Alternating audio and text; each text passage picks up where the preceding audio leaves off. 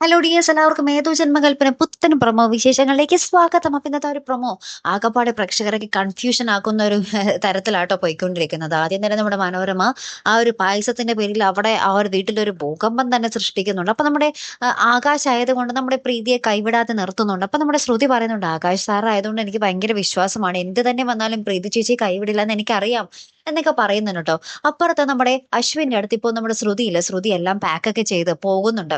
അപ്പൊ നമ്മൾ അശ്വിൻ ചോദിക്കുന്നുണ്ട്, നീ എങ്ങോട്ടേക്കാണെന്ന് ചോദിക്കുമ്പോൾ ശ്രുതി പറയുന്നുണ്ട്, ഞാൻ എന്റെ ഇഷ്ടത്തിന് എങ്ങോട്ടെങ്കിലും പോകും, താൻ എന്തിനാ അറിയണം എന്ന് ചോദിക്കുന്നുണ്ട്. അപ്പൊ അശ്വിൻ പറയുന്നുണ്ട് കേട്ടോ, 6 മാസം കഴിയാതെ നിനക്ക് ഇത് എവിടെയും പോകാൻ പറ്റില്ല എന്ന് പറയുമ്പോൾ നമ്മുടെ ശ്രുതി അതൊന്നും മൈൻഡേ ചെയ്യുന്നില്ല. ശ്രുതി ഉടുത്തൊരുങ്ങി പോകുന്നുണ്ട്.